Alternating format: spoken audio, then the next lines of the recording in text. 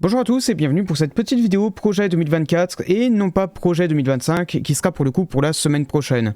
Généralement je divise ça en deux vidéos, ça fait comme ça depuis peut-être 2 ans, un truc comme ça. Mais cette fois j'aimerais vous sortir un petit plus avec la vidéo projet 2025 et j'aurais besoin d'une petite semaine pour le faire. Donc vous inquiétez pas, la vidéo arrive, de toute façon j'avais pas de gros projets en attente, mais en attendant on va profiter de cette vidéo pour faire un petit récap de ce qui s'est passé en 2024, faire un petit peu la FAQ que je vous avais proposé de faire en commentaire de certains posts. On ira voir un petit peu les analytiques au niveau de YouTube Studio, peut-être revoir certaines vidéos, voir si j'aurais pas des trucs à redire sur certaines d'entre elles. On va commencer par tout ce qui est partie FAQ, donc les questions de genre coucou ça va? Oui.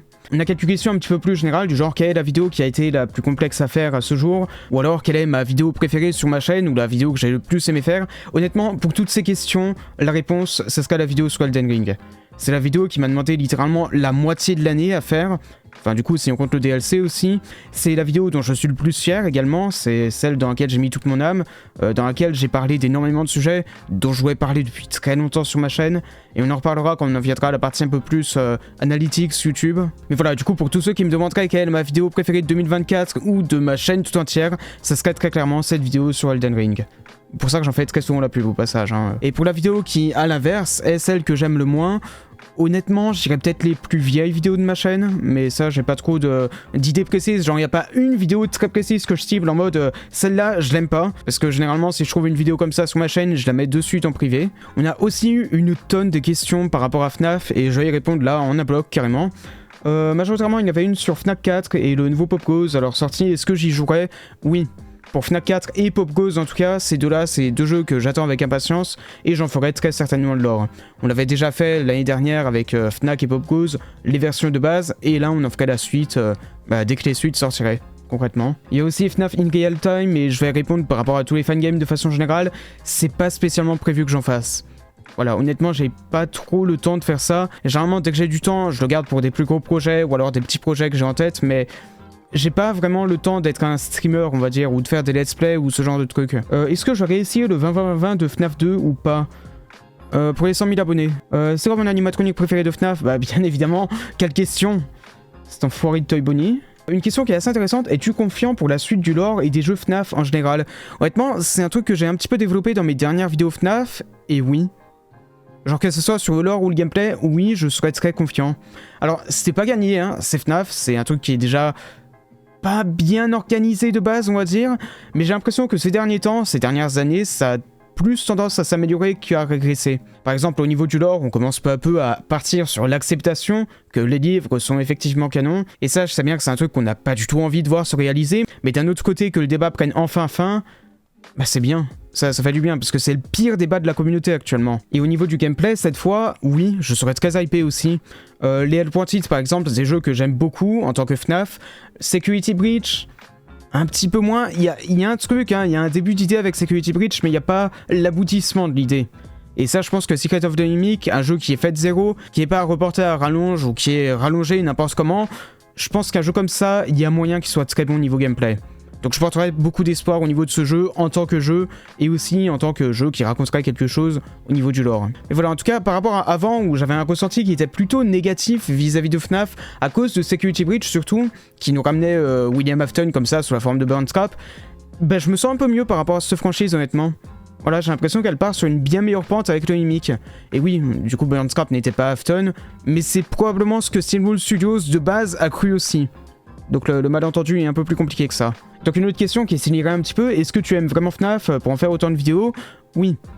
Genre je savais que de base quand je suis revenu dessus avec Security Breach, c'était surtout pour le fric, et ça a bien marché donc je regrette pas honnêtement. Mais derrière, oui, j'en resterai toujours un petit peu fan, et même si le développement de Security Breach, tous les reports, tout le truc du merch, tout le truc des leaks, du teasing de Security Breach, que j'avais pas du tout aimé à l'époque, honnêtement, on est passé à autre chose. Il y a moins de leaks par rapport à FNAF parce que Scott Calton s'organise beaucoup mieux sur ce point.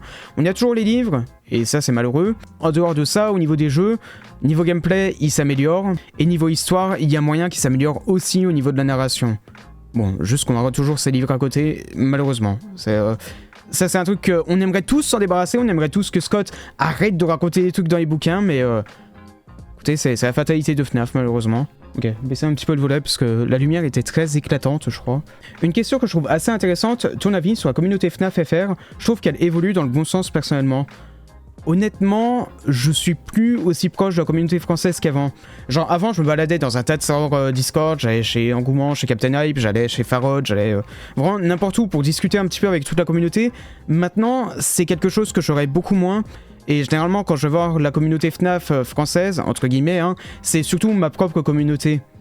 Donc, ma propre communauté, généralement, elle sera beaucoup plus d'accord avec moi.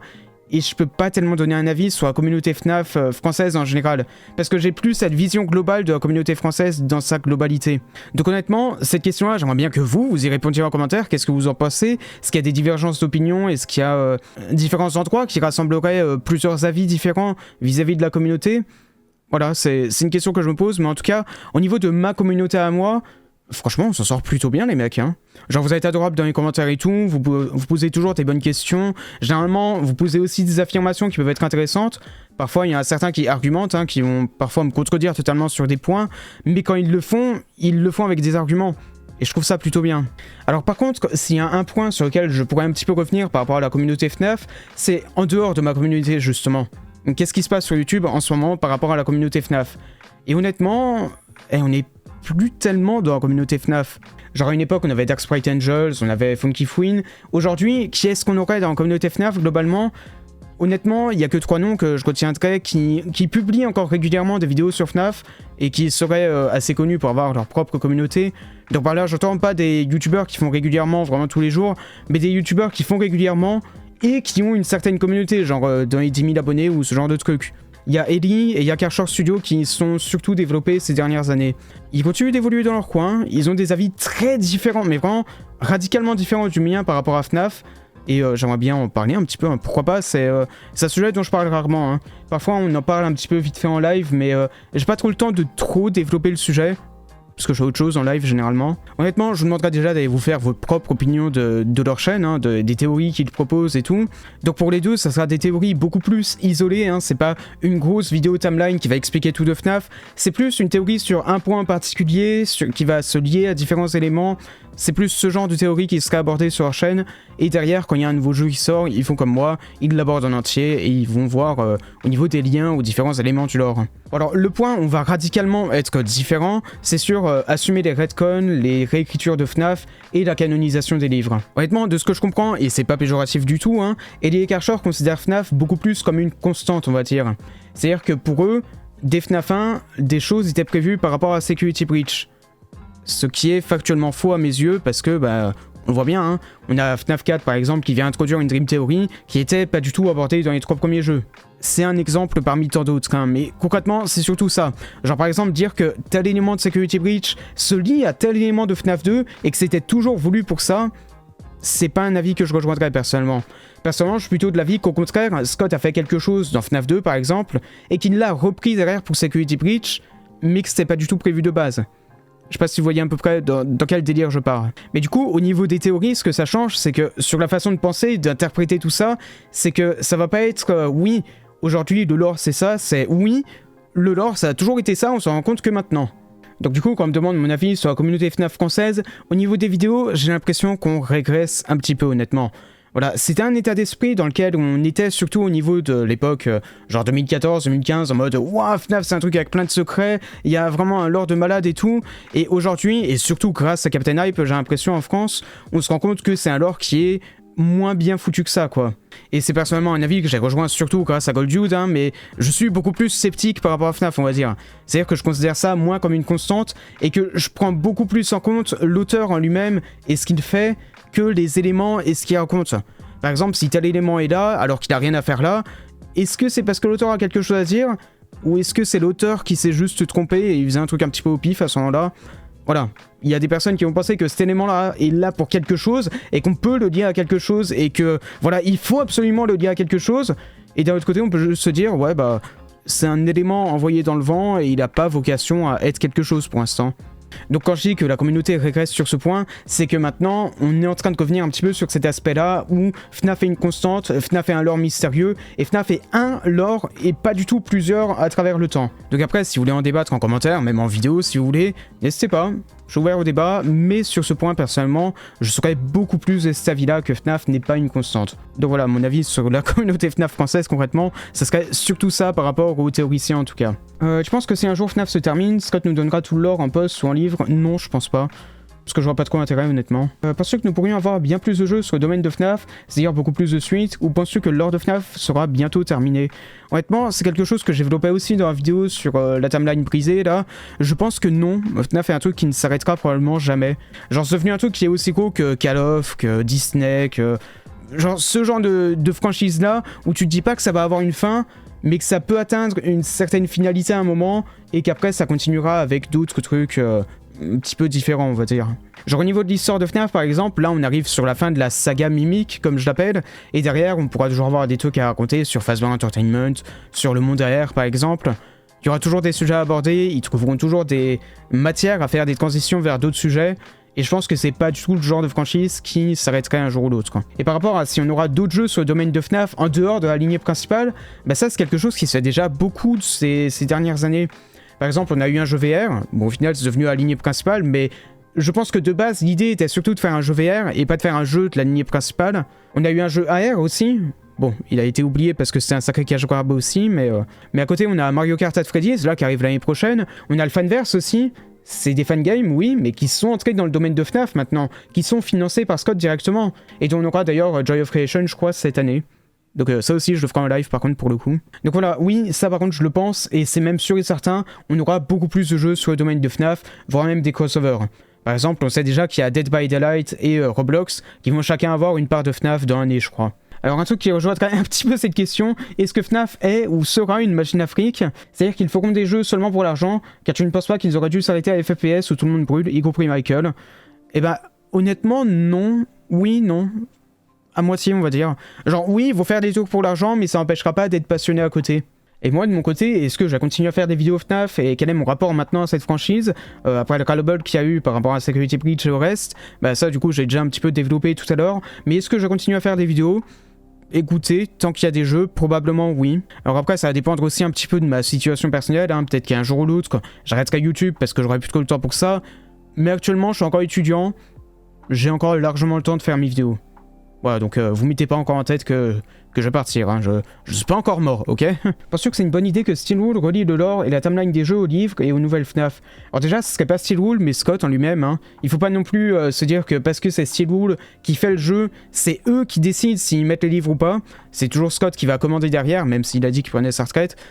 Ça c'était un pur mensonge. Du coup, est-ce que je pense que c'est une bonne idée que Scott relie les livres au jeu? Je trouve surtout que c'est une mauvaise idée de pas avoir clarifié ça dès le début, personnellement. Mais sinon, bah, personnellement, je me passerais vraiment bien des livres, hein, parce que j'aime pas trop lire des romans de base. Vous voyez, hein, je suis beaucoup plus manga que roman, mais derrière, c'est sûr que ça va combler pas mal de trous, hein. On l'a déjà vu avec la vidéo sur la timeline brisée, justement, où je refaisais ma propre timeline de FNAF. On voit qu'avec les romans, ça va combler des sacrés trous, notamment par rapport au Mimic, et peut-être par rapport au Fazbear Fright, ce qui donne une vraie fin à William Afton. Le top score des jeux FNAF, honnêtement, je dirais les deux premiers Pointed et peut-être FNAF 4. Au niveau du gameplay en tout cas, hein. Au niveau lore on s'en fout un petit peu. Et donc avec ça on est sorti un petit peu des questions par rapport à FNAF. Quelle est la chose qui te plaît le plus dans la création des vidéos de lore 2? Ce qui me plaît le moins déjà c'est le montage, hein. Je suis un immense flemmard et le montage ça prend tellement de temps. Vous le remarquez peut-être aussi à quel point c'est simple maintenant, c'est pas des trucs où je vais passer toute ma vie dessus, hein. Je fais un montage, par exemple une vidéo de 2 heures concrètement, je passerai 2 semaines à la monter. Parce que j'ai la flemme de passer beaucoup plus de temps dessus et que j'ai pas envie de passer genre 2 mois sur un montage entier. Genre moi je suis plus un écrivain qu'un vidéaste on va dire. Genre je préfère écrire mes vidéos comme ça, les scripter, faire des analyses et tout, que de faire le montage qui vient avec cette analyse pendant des mois après. Bon, ça répond en partie à ce que tu me demandais, hein, mais ce qui me plaît le plus du coup dans la création des vidéos, bah, c'est surtout le côté analyse. Par exemple, réussir à trouver des messages derrière certains jeux maintenant, au-delà de juste analyser qui est cette personne et pourquoi il fait ça, qui est cette personne et qu'est-ce que ça raconte derrière. c'est un point que j'aime beaucoup plus maintenant et que j'aborderai toujours sur ma chaîne dès à présent, hein, c'est que je vais toujours analyser le fond d'un jeu et pas juste sa forme, qui est quelque chose qu'on faisait avec FNAF, mais FNAF c'est que de la forme. Non, c'est peut-être pas quelque chose que j'étais censé dire ça. Mais du coup, le meilleur exemple que j'aurais à donner de ça, ce serait vraiment Elden Ring et Dark Souls, qui sont des jeux qui m'ont énormément touché au niveau de leur message. 3 questions d'un coup. Quel est ton animatronique préféré? Toy Bunny. Quel a été ton projet préféré cette année? Elden Ring, encore une fois. Et changeras-tu un jour ta photo de profil? Peut-être, si j'arrive à trouver un meilleur prétendant. Quel est ton top 3 de tes jeux les plus joués sur Steam? Bonne question. Mais à vue d'œil, avec les jeux auxquels j'ai joué l'année dernière, je dirais que ça doit être Binding of Isaac, Mass Effect Legendary Edition, parce que j'ai fait la trilogie l'année dernière. Et en troisième, très sûrement Elden Ring, vu que j'ai refait une run entière l'année dernière aussi, et que j'ai fait le DLC en plus. On va voir si le top 3 se tient. Ok, alors, de ce que je vois, j'ai eu à moitié raison. Le premier, ça serait Elden Ring, en effet. Le second, ça serait Mass Effect Édition Légendaire, en effet. Et le troisième, ça serait pour le coup Skyrim. Parce que lui aussi, c'est vrai que j'avais fait... j'avais refait le jeu entier, mais vraiment en entier, genre j'ai clear la map et tout. J'ai carrément installé un mode pack au passage, on va faire un petit live dessus. Donc oui, c'est vrai qu'il y a lui aussi. Et en quatrième place seulement, on avait Binding of Isaac. Et encore derrière, on a Outer Wilds, que j'avais fait en début d'année, c'est vrai. Qui était un excellent jeu. Est-ce que j'en ferai de l'or? Probablement pas, il y a déjà Locke qui en a fait une vidéo d'ailleurs, mais Outer Wilds, le truc qui me fait surtout dire que je ferai pas le lore, c'est que découvrir le lore du jeu, c'est le jeu. Donc vous raconter l'histoire du jeu, ça serait totalement vous le spoil, et je trouverais ça pas trop intéressant honnêtement. Genre je préfère vous laisser votre propre découverte du jeu que de vous raconter tout en un bloc, c'est moins intéressant. Bon du coup je vais aussi répondre à une question qui n'est pas posée, mais à quel jeu j'ai pu jouer en dehors de ça? Il y a eu Pokémon MMO dans lequel je me suis lancé sur la fin d'année surtout, et que j'adore honnêtement. C'est vraiment tout ce dont j'ai toujours rêvé pour un Pokémon, d'avoir toutes les régions en une, de pouvoir faire ton aventure comme ça. Et il y a eu pas mal d'ajouts aussi qui ont été faits par ceux qui font les serveurs, donc c'est un jeu que j'aime honnêtement beaucoup. Enfin c'est pas tellement un jeu du coup, mais plutôt un hébergeur de plusieurs jeux à la fois. Mais c'est un jeu que j'adore quand même. On a eu aussi Zelda Echoes of Wisdom qui était sorti l'année dernière et que j'ai adoré personnellement. Les jeux Nintendo, généralement, c'est pas trop des déceptions. Genre, ils savent ce qu'ils font des trucs plutôt cool et ce jeu-là, personnellement, je l'ai beaucoup aimé. Une tonne de questions à la fois. Alors, comment choisis-tu tes lores? Honnêtement, c'est beaucoup plus par rapport au feeling, genre ce que j'ai envie de faire sur le moment, ou alors par rapport aux jeux qui sortent sur le moment. Par exemple, dès qu'il y a un nouveau jeu qui sort, comme Elden Ring, le DLC, je le fais dans la foulée. Bon, cette année, ça va être beaucoup plus compliqué, hein, on en reparlera dans un vidéo projet, mais il y a une tonne de trucs qui vont arriver à la fois. Il y aura peut-être parfois des choix à faire. Mais après, oui, il y en a certains aussi, ça peut être pour l'argent, comme Poppy Playtime par exemple, où là, pour le coup, oui, c'est assumé, je l'ai fait pour l'argent de base. Mais ça fait partie du message de la vidéo aussi, hein, vous inquiétez pas, c'est surtout par rapport à ça en fait. Quel lore me passionne en ce moment? Honnêtement, ça serait beaucoup plus One Piece, je dirais, que je suis en train de relire en ce moment, pour la simple et bonne raison que j'aimerais en refaire une vidéo, mais que j'aimerais beaucoup plus noter toute la partie religion du manga, on va dire. Alors ça serait beaucoup plus en rapport avec le dernier arc qui s'est conclu il y a pas très longtemps, mais cet arc-là m'a donné envie d'analyser beaucoup plus cet aspect-là de One Piece, pour des raisons que je développerai dans la vidéo que je ferai sur le sujet. Je soigne pas trop pour le moment, mais sachez que je coupe quelque chose par rapport à ça. Et au contraire, celui qui t'attire pas du tout... Il y en a beaucoup qui m'attirent pas du tout, mais il y en a pas un que j'ai en tête là en mode ouais, lui je déteste en ce moment. Non, pas spécialement. As-tu d'autres vidéos aussi grandes que celles sur Elden Ring en préparation? Honnêtement, non. Je pense que Elden Ring, c'était vraiment le pic de ma chaîne, entre guillemets. C'est-à-dire que je ferai probablement plus jamais de vidéos comme ça sur ma chaîne. En tout cas, plus jamais de vidéos aussi longues, aussi développées, sur un jeu aussi énorme. C'est peu probable que je refasse ça sur ma chaîne, et j'en étais conscient au moment où j'ai fait cette vidéo. Concrètement, je pense que la vidéo sur Elden Ring, c'est un truc qui arrivera une seule fois sur ma chaîne, et que derrière, je ferai plus jamais quelque chose d'aussi long et développé. As-tu fait les Xenoblade Chronicles? Et si oui, est-ce que l'histoire te passionne suffisamment pour faire une vidéo lore? Non, je l'ai pas fait, et du coup, non, pas spécialement. Question bonus, ton boss préféré d'Elden Ring?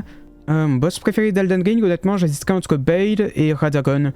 Les deux, j'ai adoré leur pattern, leur histoire derrière, l'ambiance du boss fight en lui-même. Vraiment, sur tous les points, je trouve que les deux étaient très réussis. Mon boss d'Undertale préféré, c'est marrant à dire ça, parce que c'est... T'es pas censé aimer affronter quelqu'un dans Undertale, mais c'est une réponse évidente, soit Undyne, soit Sans. Mais si après on veut étendre à Deltarune aussi, je vous avouerai que j'ai une sacrée préférence pour Spamton Neo. Je préfère vivre dans Elden Ring ou vivre dans Dark Souls? Alors honnêtement, entre Dark Souls, où c'est un univers qui va perpétuellement chuter et revenir, et rechuter et revenir, et derrière t'as toujours des zombards qui se battent partout, et Elden Ring, où au pire des cas t'es religieux, voilà, je pense le choix il est vite vu. Dark Souls. Des questions un peu plus générales cette fois, tu aimes ta chaîne, son contenu, la qualité de tes vidéos, et t'en penses quoi d'autre de si FNAF s'arrête un jour? Bah, du coup on revient sur une question FNAF, mais j'avais déjà à peu près répondu à cette question, ça va probablement jamais s'arrêter.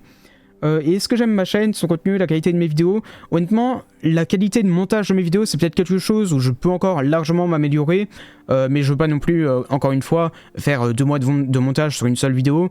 C'est pas quelque chose que j'ai envie de faire, et ce serait pas rentable du tout derrière. Mais sinon, si j'aime ma chaîne de façon générale, oui, j'aime beaucoup ma chaîne, j'aime beaucoup ce que je fais avec, et j'aime beaucoup les vidéos qui en ressortent. Qu'est-ce qui t'a poussé à créer un ARG? Penses-tu le continuer ou en faire d'autres? Oui, alors ça c'est un truc dont je reparlais vite fait dans la vidéo sur le lore des dauphins, qui était sorti pour le 1er avril.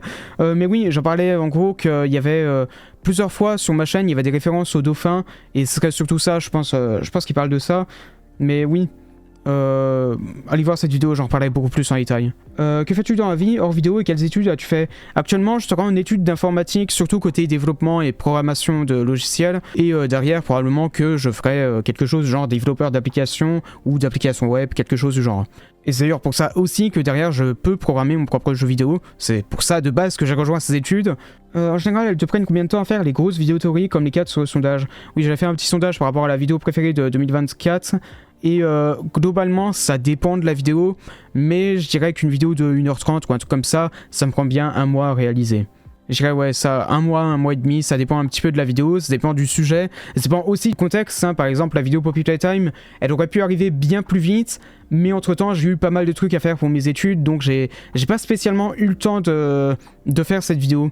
Mais elle est arrivée assez vite quand même, donc dans tous les cas, vous êtes gagnant dans l'histoire. Est-ce que tu as réparé ta voiture du coup? Oui. Oui, j'ai pu le faire, genre là, dans la semaine, au moment où je tourne ça. Et au final, au total, toutes les réparations, ça m'aura bien bouffé 800 balles d'économie. Donc voilà, c'est pas non plus aussi énorme que ce que je m'attendais. Franchement, au moment où j'ai fait la vidéo sur Poppy Playtime, où je voulais du fric, justement, c'est parce que j'avais reçu une facture de Neuroto, et que ces espèces d'enfoirés, excusez-moi du mot, hein, mais les mecs, ils m'avaient fait un devis à 2000 balles de réparation. Voilà, la voiture m'a coûté 4000, il voulait me faire payer 2000 balles en réparation. Donc je suis allé voir un plus petit garagiste qui m'a diagnostiqué un petit peu les vrais trucs qui posaient problème. Et lui, pour le coup, il m'a fait payer que genre 600. Voilà. Donc il y a une petite différence au niveau de ce qu'il voulait changer, quoi. Donc voilà, oui. Du coup, oui, la voiture est réparée. Et normalement, elle devrait tenir le coup encore 2-3 ans d'ici le moment où je m'en rachèterai une vraie. Mais pour ça, il me faut un vrai salaire, bien entendu. Et donc avec cette question primordiale, on a fini avec les questions qui seraient posées pour cette vidéo en particulier. J'ai gardé une bonne partie des questions par rapport au futur de la chaîne, par rapport aux suggestions, pour la partie projet, pour des raisons évidentes. Ok, on va en venir un petit peu plus au YouTube Studio. Et oui, on va en parler de cette vidéo, on va en parler vite fait à un moment donné. Donc là, concrètement, j'ai rien à cacher, hein, encore une fois. Vous voyez quasiment tout sur cette page-là. Là, c'est surtout la page de récap. Bon, on va surtout s'intéresser aux données d'analyse, hein, pour voir un petit peu ce qu'on a fait sur l'année. Mais donc voilà, concrètement, cette année, on a fait 8000 balles. Ce qui est énorme. Je crois en 2023, c'était vraiment genre dans les 3000, un truc comme ça. 8000 cette année, c'est franchement énorme. Alors, à savoir aussi que derrière, j'ai eu ma voiture genre un petit peu avant cette année. Donc, sur les 8000 €, bon, déjà, vous enlevez les 20% qui vont à l'État. Et vous enlevez en plus de ça, genre bien 200 balles par mois qui vont vers la voiture. Plus les 800 balles qui vont vers les garages qui ont fait les réparations. Donc, en soi, oui, ça me fait quand même pas mal de fric restant, hein, qui est majoritairement parti soit en manga, soit en économie, soit en jeux vidéo. Mais bon, après ça, c'est mon fric, j'en fais ce que je veux. Mais du coup, voilà, c'était une année qui était franchement très bonne pour ma chaîne. Vraiment très très rentable en termes de ce que j'ai fait et ce que ça a produit derrière niveau fric, niveau vues. Genre, on est presque aux 2 millions de vues en 2024. Ce qui est franchement gigantesque. Genre, si on compare à 2023, par exemple, en fait, on était pas si loin au niveau des revenus. Oui, on était même plus haut au niveau des vues. Non, attendez, j'ai régressé en fait. Oui, non, ok. Oui, non, c'est vrai que, en fait, je suis en baisse. Mais derrière, au niveau des vidéos en elles-mêmes de ce que j'ai produit, bah, personnellement, je suis plutôt heureux. Voilà, donc, même si c'est un petit peu en baisse par rapport à l'année dernière, c'est rien de perdu. Et les vidéos que j'ai faites pourront toujours être vues, genre dans les années qui viennent. Voilà. Faut réfléchir un petit peu plus à long terme. Mais du coup, au niveau des vidéos qui auraient été les plus vues l'année dernière, il y a eu Dark Souls 3 qui a fait une remontée fulgurante. Je sais pas pourquoi, je sais pas comment, mais cette vidéo est devenue ultra vue l'année dernière, genre elle est à peu près aux 190 000 vues maintenant, je sais pas comment, voilà, en tout cas j'en suis très heureux parce que c'est une vidéo dont je suis très fier aussi. On a eu aussi le Lord Undertale qui a fait pas mal de vues et ça aussi encore une fois merci à vous. On a eu les vidéos FNAF bien entendu, la vidéo sur Hollow Knight qui a fait pas mal de vues aussi, et les vidéos, la vidéo sur Berserk, et on a eu pas mal de vues aussi au niveau des vidéos Elden Ring. Alors on va revenir individuellement sur chacune des vidéos qui ont été faites cette année. Alors ça commencerait à peu près là, voilà, la vidéo FAQ, la vidéo projet, alors qui n'a absolument rien à voir avec ce qu'on a fait cette année au final, pour la simple et bonne raison qu'il y a eu Elden Ring, le DLC entre temps, et qu'on reviendra un petit peu sur le sujet. Voilà, du coup, tous les projets que j'ai annoncés ici, concrètement, ils seraient reportés à 2025 et plus tard peut-être. On en reparlera encore une fois. La vidéo aussi sur Undertale, qui était du coup concrètement la première grosse vidéo de l'année et qui a atteint les 100 000 vues, donc je suis très content honnêtement, parce que c'est pas souvent en tout cas que j'atteins les 100 000 vues, hein. Ça c'est un cap qui est généralement assez haut à atteindre. Oui, non, je dis ça, mais j'ai sous les yeux 4 vidéos qui nous atteignent, mais... Voilà, ça reste quelque chose quand même d'assez difficile à atteindre de base pour ma chaîne, donc honnêtement c'est quelque chose dont je serais très fier, et surtout pour cette vidéo sur laquelle j'avais pas mal streamé en début d'année, et que j'avais eu envie de faire depuis très longtemps aussi. Hein. Il y avait un objectif de faire des vues avec cette vidéo, hein, je vais pas le nier, c'est parce que je sais que j'ai une communauté FNAF, que la communauté Undertale se rapproche, et donc faire une vidéo sur Undertale derrière, c'était un pari qui était pas très difficile à tenir au niveau des vues. Mais c'est aussi une vidéo que j'avais quand même rêvé de faire depuis pas mal de temps. Hein. J'avais déjà dit dans la vidéo projet 2024, mais cette vidéo-là, j'ai en tête de la faire depuis plus d'1 an, et je me retenais toujours parce que je me disais que Captain Hype avait déjà pas mal parlé du sujet. Mais je l'ai quand même fait parce que derrière, je voulais aborder Deltarune, qui s'est fait quand même très loin après. Mais voilà, concrètement, c'est quelque chose qui m'a aussi permis d'en savoir beaucoup plus au sujet de Undertale. On a eu à la recherche de respect, hein, ça continue dans son coin. On a eu 2 épisodes cette année. Il y en aura peut-être encore 2 l'année prochaine, peut-être 3, je sais pas. Mais à savoir une chose, c'est que l'épisode 50 sera le dernier et que ça, c'est défini depuis bien plus d'1 an quand même. L'épisode final arrive un jour ou l'autre. On sait pas quand, on sait pas exactement comment, mais...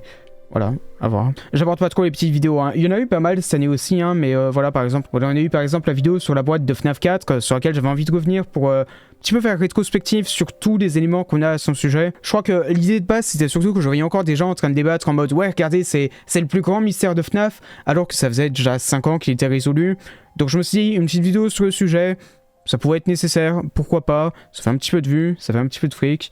Oui, on avait eu la vidéo du 1er avril qui était plutôt pas mal, hein. 2 heures de théorie sur les dauphins qui était franchement très profond. On a toujours les chapitres de Berserk qui sortent entre temps, hein. Je continue les vidéos sur le sujet. Voilà, c'est pas des trucs qui font le plus de vues, mais un jour ou l'autre, je referai peut-être une vidéo théorie sur Berserk. Et j'aime bien discuter un petit peu en commentaire avec vous. Même si c'est pas le genre de vidéo qui fait le plus de vues sur ma chaîne, c'est un genre de vidéo que j'aime quand même beaucoup faire. Et surtout pour Berserk, qui reste quand même l'un de mes mangas préférés. Bon, on pourrait me demander pourquoi je fais pas la même de One Piece, mais One Piece, il est en hebdo. Berserk, j'ai genre 4 vidéos par an sur le sujet. One Piece, on a beaucoup plus à dire. Il y en a genre 50, non pas 50, mais genre une trentaine, quarantaine de chapitres par an.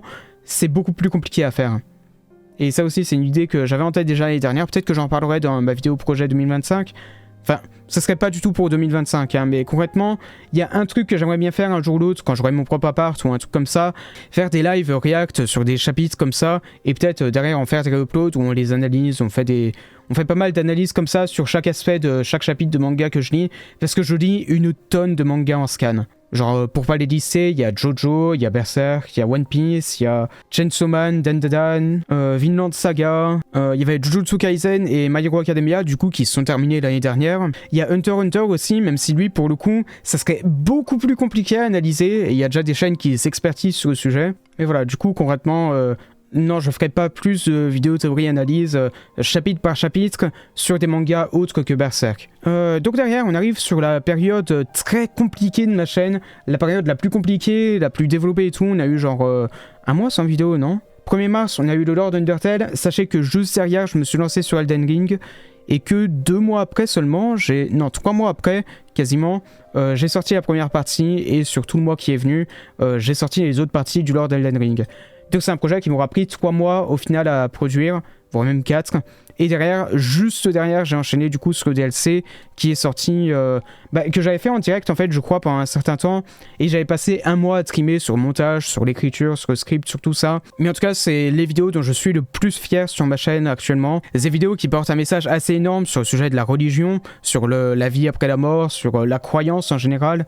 Voilà, c'est des sujets qui m'étaient pas mal inconnus avant que je commence à parler de Dark Souls, mais maintenant je commence un petit peu plus à m'y connaître. Bon, j'ai pas non plus lu des écrits divins de différentes religions, hein. Je compte le faire un jour ou l'autre pour un petit peu plus m'instruire à ce sujet-là, mais disons que j'ai plus abordé la théorie en général sur les religions que les religions dans le détail. Donc voilà, si vous voulez aller voir, les vidéos sont là, c'est les vidéos dont je suis le plus fier sur ma chaîne à l'heure actuelle, celles sur lesquelles j'ai le plus travaillé, et la vidéo la plus longue d'ailleurs. Oui, le projet le plus long de ma chaîne aussi.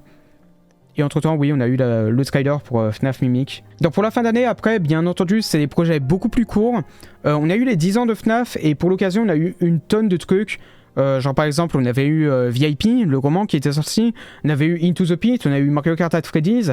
On a eu du coup l'interview de Scott Calton qui nous donnait des nouveaux éléments sur Mimic et Band Trap. Et avec tout ça, je me suis dit, on peut en faire une grosse vidéo qui viendrait conclure pas mal de mystères de FNAF. Voilà. C'est la vidéo réparer une timeline brisée, et avec ça on a abordé pas mal de sujets qui venaient pas mal résoudre FNAF en fait. Voilà, genre là, avec cette vidéo là, j'ai conclu pas mal de sujets et j'aurais plus grand chose à dire de la franchise actuellement, tant qu'on n'a pas un autre livre, un autre jeu ou un truc comme ça.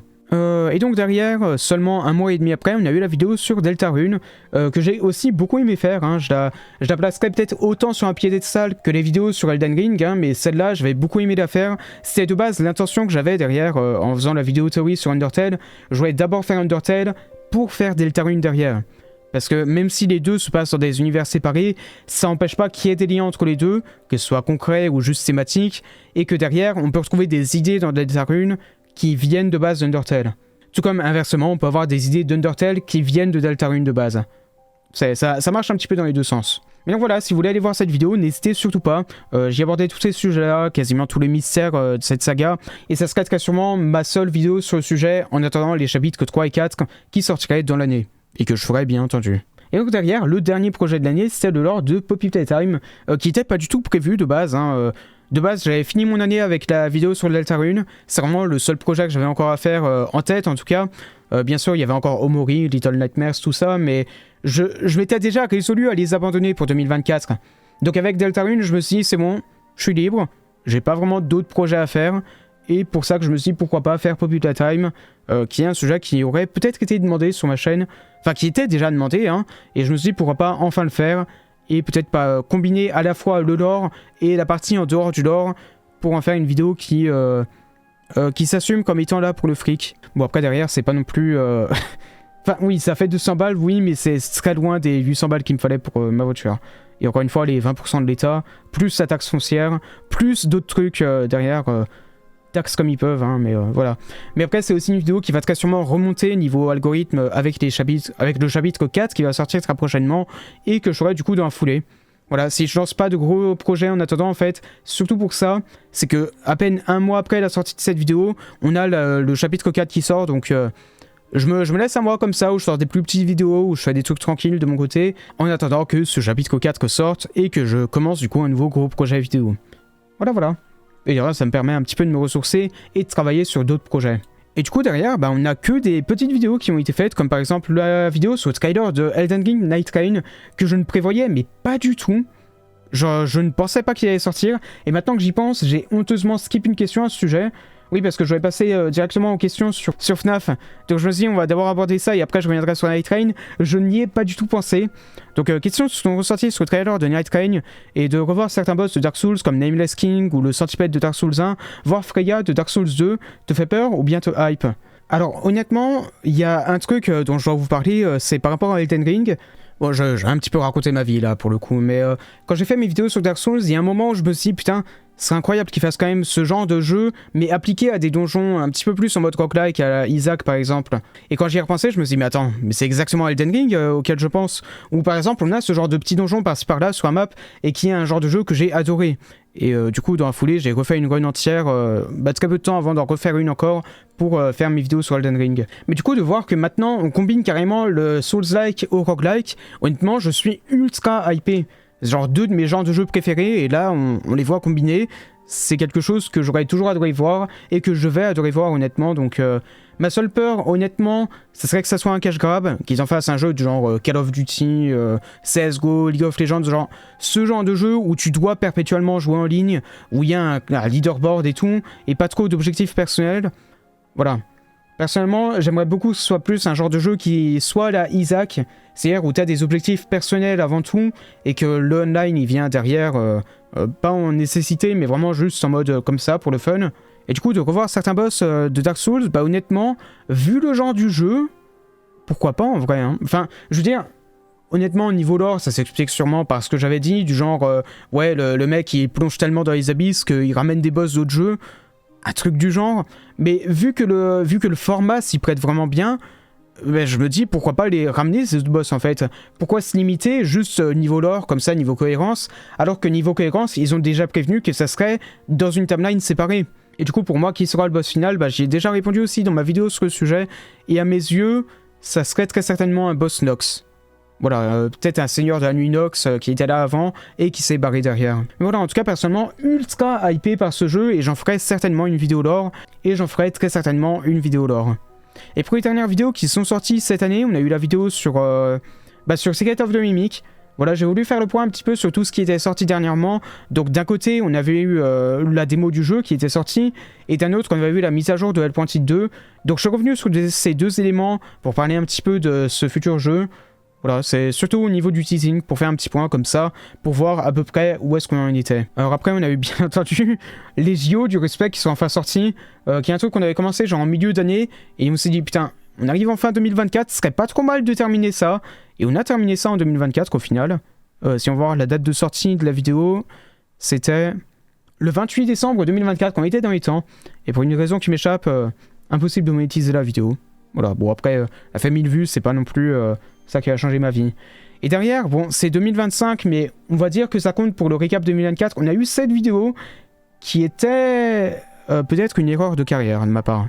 Alors, l'idée de base avec cette vidéo, c'est surtout que j'ai vu la saison 2 il y a pas très longtemps, et que en voyant tout le truc des... Alors attention, full spoilers, hein, mais en voyant tout le truc des deux camps qui sont séparés comme ça, avec d'un côté les méchants, d'un autre les gentils, ceux qui accordent la valeur à la vie, ceux qui en accordent pas trop, qui sont un peu au capitalisme, je me suis dit, c'est pas une petite comparaison à faire aux deux Corées? Et en creusant un petit peu le sujet, j'ai peut-être un peu trop poussé la comparaison trop loin, je sais pas honnêtement.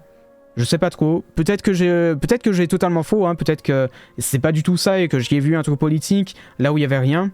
Enfin si, du coup il y aura toujours un truc politique, hein, un truc sur le capitalisme. C'est une analyse, c'est un aspect de l'analyse que je voyais pas du tout abordé par différentes chaînes, différentes analyses. Donc je me suis dit peut-être tenter le coup.